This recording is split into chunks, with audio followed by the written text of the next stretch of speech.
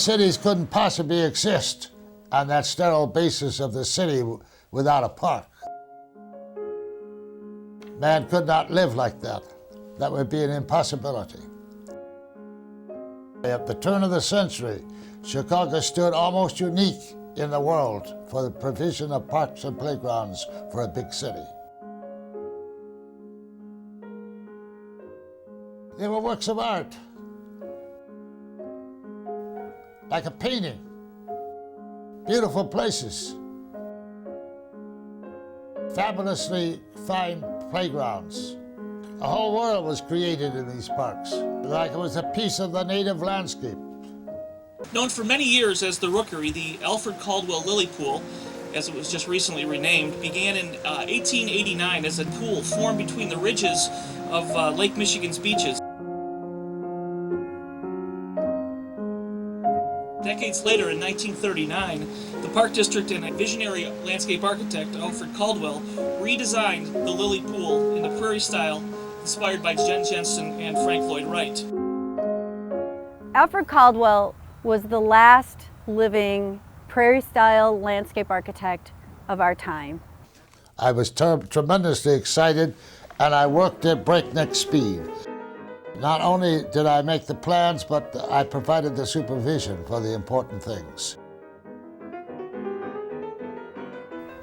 I would work all day from 8 o'clock to 4:30 with a crew of about 100 men, and then I would go home and work on the plans till midnight and be out of and on the parks at 8 o'clock the next morning.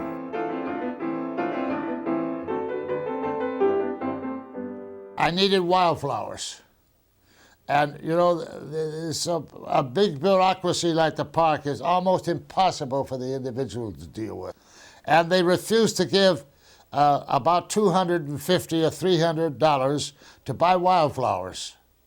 And I had a little life insurance policy for $5,000. And I went and cashed it in. And I got $300. We've got them all planted. It was like the whole world had come into flower. In the 60s, the Park District had added tons and tons of additional stone to deal with erosion, and lots of invasive trees and other plant materials came in, and it was like a thicket. It was very, very shady, where it had been meant to be sunny, like a sun opening, so that you could actually have lilies on the water.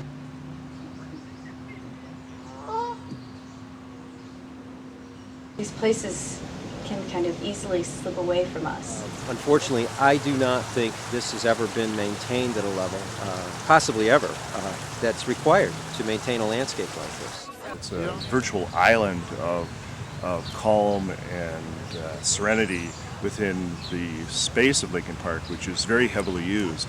And because it's in such bad repair, it's rarely opened, and people rarely can get in here. You know, I had lived through a very harsh life at that time that I made these park buildings.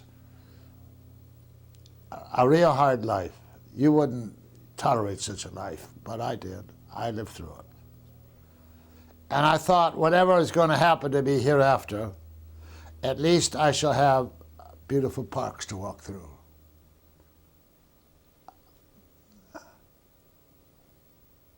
And you see, I was fooled. I don't have beautiful parks to walk through. They ruined every damn one of them.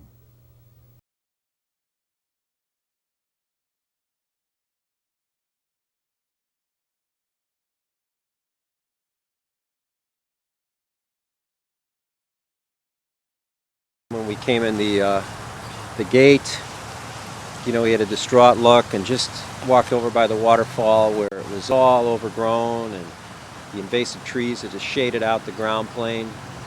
And he just stopped, and the only thing he said is, "It's a dead world." I did it. It was my dream. And I wish I could tell you now it's lovely. No, it's not lovely. It's in many places ugly and ridiculous. But it can be fixed. It can be made proper. This is shabby maintenance, shabby care, shabby decisions which have been made without expertise and without knowledge. as if any old way would do. You want to find where the garbage can could be, it doesn't matter if he's right under your face. Just let the janitor say where it should be. Who cares? A work of art? Hell with such noise. That's what they say. I wanted a statement of this enormous thing that is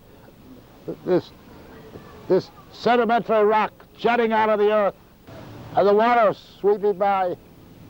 The story of what made the earth. It is now officially the Alfred Caldwell Lily Pool. We're very happy about that.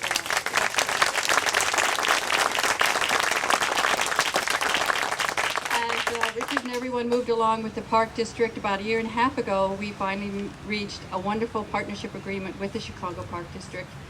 And our commitment was to raise close to $1 million of the almost $2 million it's going to possibly take to restore this space.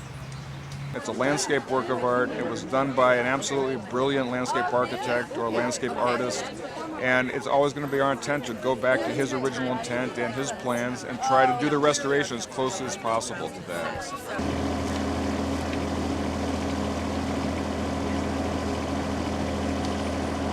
It's a big jigsaw puzzle, but a lot heavier.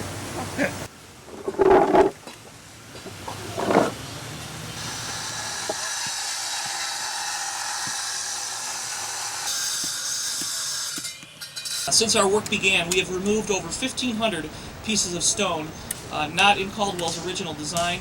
We've removed diseased and invasive trees, reconstructed stone paths, dredged the pool, reconstructed the edges. Part of the renovation of the Lily Pool is going to be the restoration of the two pavilions. They will have to be done because the wood has rotted and is so deteriorated, and we just felt that we were unable to salvage any of the wood, so we are now going to take them back to what they were before. We've restored the pavilion, the council ring, the gate, and the fountain. We've also improved ADA accessibility. On the east end, we now have a ramp that allows people with disabilities to be able to enter on wheelchairs. We've added over 249 trees, 1,400 shrubs, 7,000 perennials, and 1,000 aquatic plants. This is an oasis, not just this wonderful lily pool, but the entire park system. And this is really an example of the community, the Friends of Lincoln Park, not only talk about improvements of parks, but basically raising money to improve parks. And this is so unusual. And that's why this organization really stands out.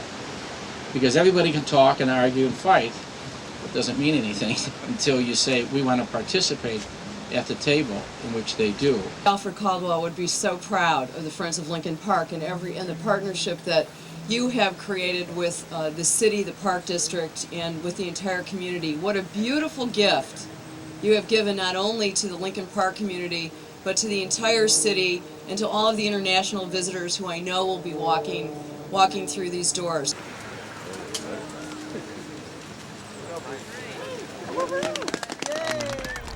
Each field has its geniuses, and Caldwell seems to have been, by all accounts, a bit of a genius. Caldwell's convictions, I think, weren't just about landscape architecture. They weren't just about designing particular sites. They were about how landscape architecture as a field kind of was positioned in a much larger set of orders, like the cosmic, kind of a cosmic scale. When you're outside the walls and the berms of the lily pools, you're hearing the roar of Lakeshore Drive. There's more activity going on around the outside. And then you go through that gate and it's like you've entered into a different world. I mean, it is the quintessential oasis. We have docents here at the Alfred Caldwell Lily Pool. We provide docents training in the spring, and then these people are set free to interact with Chicago's public and enlighten them about this wonderful lily pool. The Alfred Caldwell Lily Pool is considered his masterpiece. It actually wasn't named in honor of him until later, when it was beautifully restored. And he unfortunately didn't live to see this incredible restoration project. but it has such a high level of integrity, and it so well encapsulates his design philosophies that it was nominated and officially listed as a National Historic Landmark. This is a designation that's fairly rare for landscapes in America. On behalf of my father, thank you for bringing the park back to what it was. Toward the end of Alfred's life in his mid-90s, he posed some sad and difficult questions about the end of life and the final meaning of his great works. That is, those works which had absorbed his life and passion. He and my mother would talk about the remnant who see and hear and understand, but who remain silent and unseen and mysterious, until one day they arise and gather to do heroic things with strength and purpose and passion. And so here you are, the remnant, gathering to save his tender and peaceful lily pool. Let us tell Alfred to take heart and be at peace, for all is well.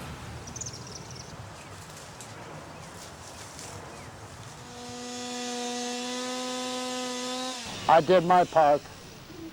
It goddamn near killed me. If you don't fight for these things for yourself, then you're lost totally, completely. You're not only lost on the lily pond, you've lost on all of America. Because if you don't fight for it in America, you won't have it.